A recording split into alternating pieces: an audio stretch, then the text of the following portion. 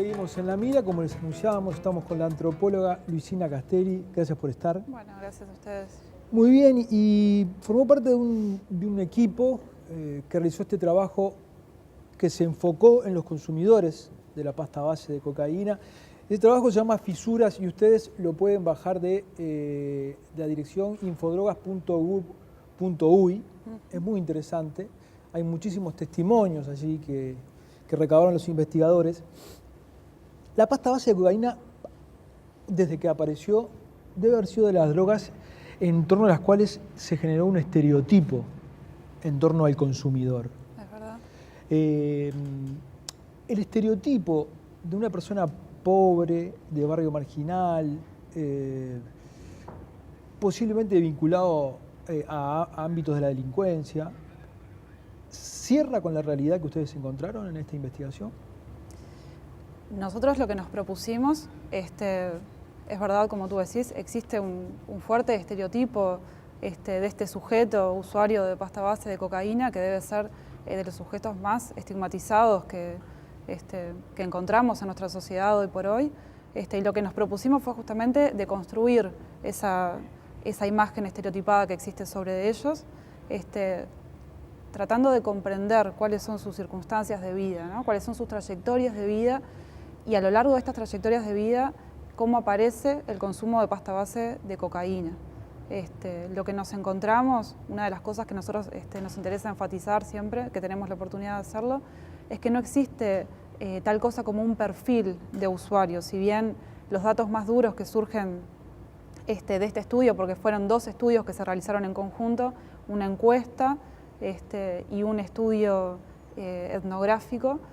Bueno, si bien la encuesta puede definir que son mayoritariamente varones, en un 80% podríamos decir, y mayoritariamente jóvenes, no jóvenes adolescentes, sino más bien jóvenes que se inician en el consumo de la pasta base en torno a los 21 años aproximadamente.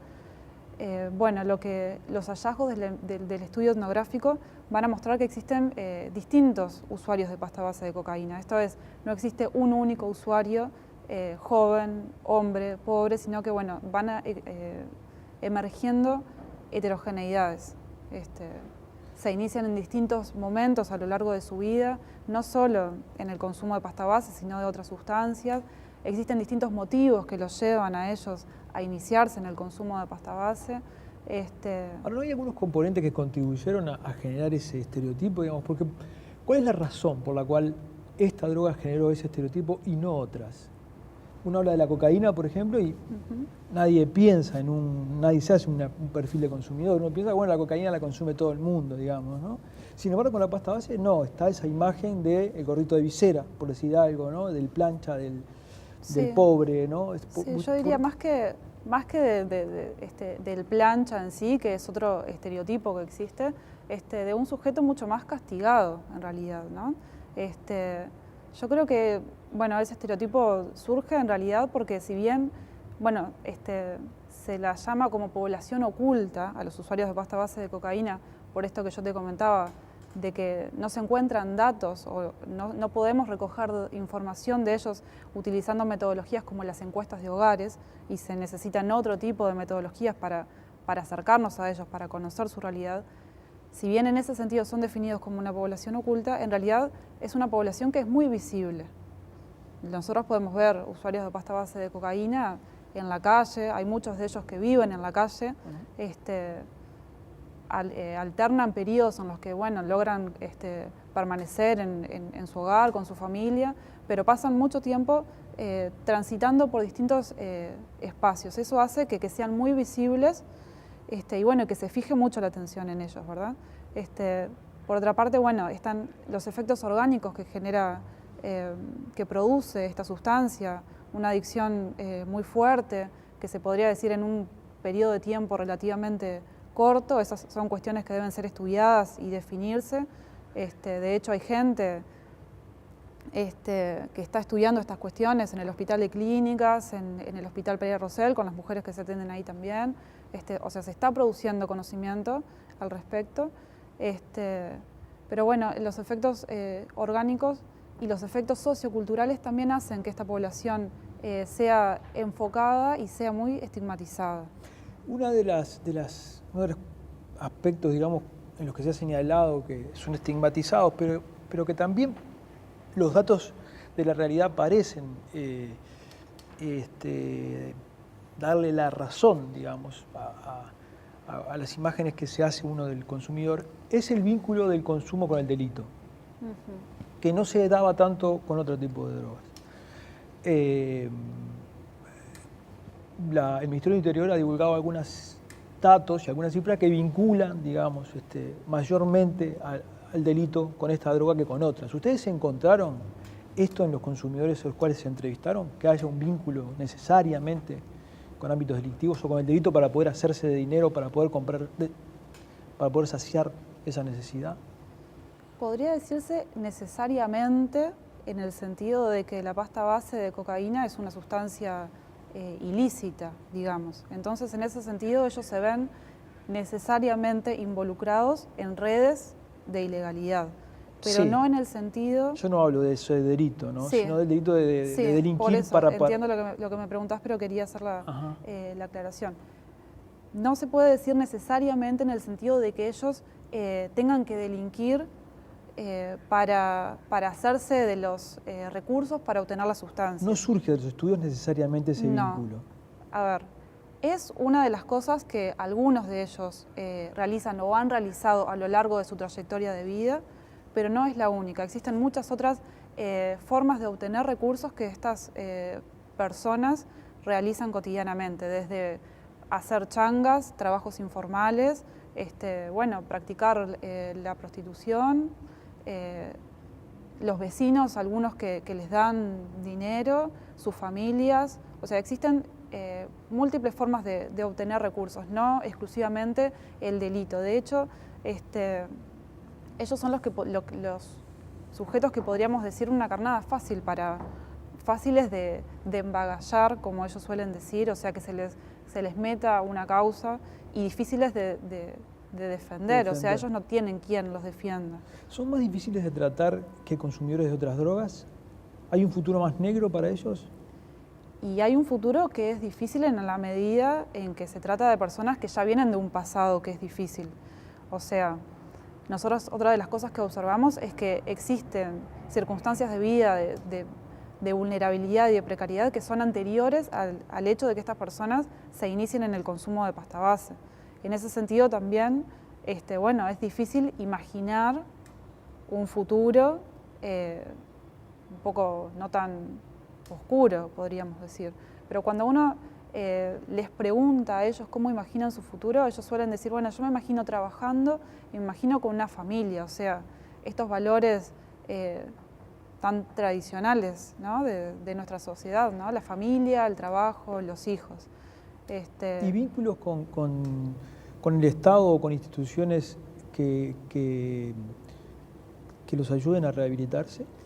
Bueno, esa es otra de las cuestiones que nosotros encontramos que emerge tanto de la encuesta que se realizó con 320 usuarios como del estudio etnográfico, y es que estas personas mantienen vínculos con diferentes instituciones del Estado a lo largo de sus trayectorias de vida, que, bueno, no es lo mismo que se los capte de la forma más adecuada para que puedan atravesar procesos de rehabilitación, ¿verdad? O sea, se vinculan a la institución educativa en su infancia o en su adolescencia. Más adelante las mujeres, en su gran mayoría, se vinculan a las instituciones sociosanitarias al momento de tener a sus hijos. Y bueno, buena parte de ellos también han tenido vínculo con la cárcel. O sea que son, podríamos decir, una población visible para las instituciones del Estado. Pero ustedes, después de haber trabajado durante mucho tiempo con esta población, ¿qué idea les quedó de que se van a de que es posible rehabilitar? A ver, no de que es posible, porque posible, digamos, es si se hacen las cosas bien. Pero ¿a ustedes les quedó idea de que esos muchachos que ustedes entrevistaron van a salir? ¿O se hicieron otra idea? ¿O se fueron de ahí con la idea de esto va a ser muy difícil que salgan? Bueno, el consumo problemático de pasta base de cocaína no es un problema sencillo. Sí existen posibilidades de rehabilitarse, pero bueno, no es tan fácil. Quizás no es más fácil que con otras sustancias, pero tiene que ver no solamente con la adicción en sí, sino con esto que yo señalaba hace un momento, de las condiciones sociales en las que viven estas personas. Muchos de ellos han tenido experiencias en instituciones como el Portal Amarillo, por ejemplo, o han recurrido a ONGs o instituciones religiosas, pero es muy difícil sostener la abstinencia una vez que se vuelve, digamos, a las condiciones de vida en las que se estaba antes. O sea, yo puedo estar 2, 3 meses, 4, 5 sin consumir, pero vuelvo al mismo entramado social en el que me encontraba antes y eso complejiza mucho las cosas. Ahora, pero si vos me decís que ese factor es un factor importante a la hora de definir si esa persona va a poder salir o no, digamos, ¿no? Lo que hablamos al principio del estereotipo no es tan así, digamos. Hay mucho de realidad en cuanto a que el entorno que rodea a la persona, al consumidor, digamos, medio, a esa imagen que tenemos de consumidor de pasta base, tiene bastante que ver con la realidad. Es una persona rodeada de un ambiente más bien de pobre, más bien marginal, con escasas posibilidades de... O sea, vos me decías al comienzo, no es fácil identificar un tipo de... Pero sin embargo ahora me decís que ese factor es un factor importante para que ellos no puedan salir, digamos. Entiendo lo que me decís. Me refería en el sentido de que no existe una sola trayectoria. No, historias hay, cada vida es un mundo, digamos. Pero sí es verdad, que en los contextos de pobreza se encuentran mayores determinaciones para que se inicie en algún determinado momento un consumo de pasta base, que no quiere decir que todo joven pobre vaya a ser en algún momento usuario de pasta base. Pero sí podemos decir que es una droga de la pobreza, básicamente. Sí, fundamentalmente. Eso sí lo podríamos decir.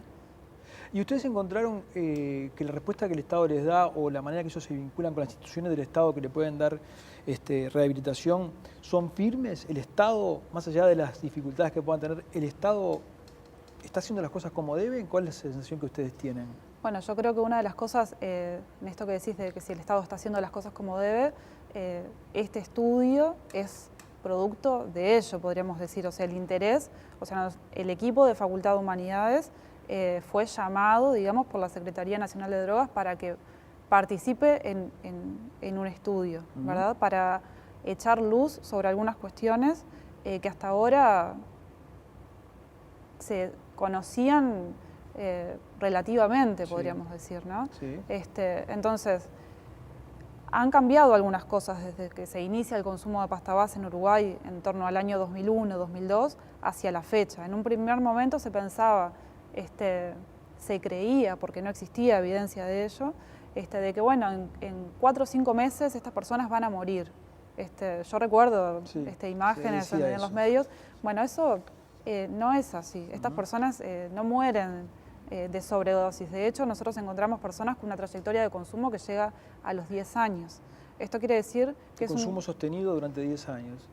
Y no necesariamente, o sea, personas que pueden dejar de consumir durante algún tiempo, pero que luego un problema personal... Si te morías. Eso sí, es verdad. Bueno, eso no es cierto. Eso es un mito que cae abajo, podríamos decir. Bueno, en estos 10 años, en este lapso, han surgido iniciativas por parte del Estado,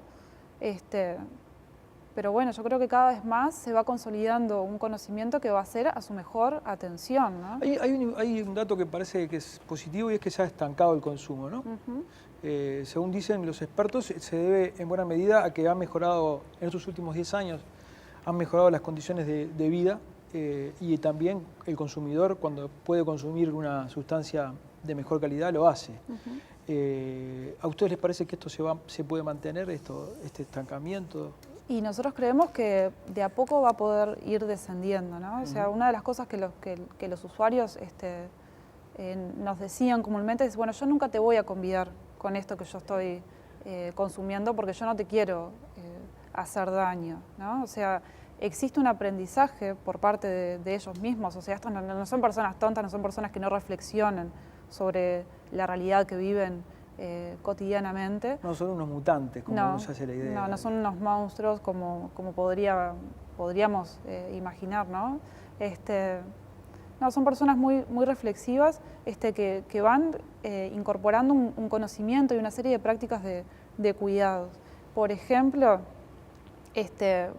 grupos de jóvenes o nuevas generaciones que no se inician en el consumo de pasta base como sí se iniciaron tal vez en un momento anterior hermanos mayores o parientes o gente del barrio en el que ellos mismos viven. Estos jóvenes, sin embargo, se inician, por ejemplo, con bazoco. El bazoco es un cigarrillo de marihuana con pasta base. O sea, no utilizan la pipa, el instrumento, digamos, para fumar, y tienen la percepción de que el daño que se están haciendo es menor. Ahora, esto también es una cuestión que se debería estudiar, si el consumo de marihuana y pasta base juntos, qué tipo de efectos provoca. Bueno, pero su percepción es que no son tan estigmatizados a la vista del común de la gente y que no se están haciendo tanto mal. O sea, es una práctica de cuidado que surge de observar el daño que la sustancia causa en otras personas. Que son conscientes ellos de eso. Claro. Esperemos que el estudio sirva para mejorar las condiciones y sobre todo la salida de estos muchachos de la droga. Te quedo muy agradecido por la presencia. Bueno, gracias a ustedes. Nos vamos a una tanda y volvemos.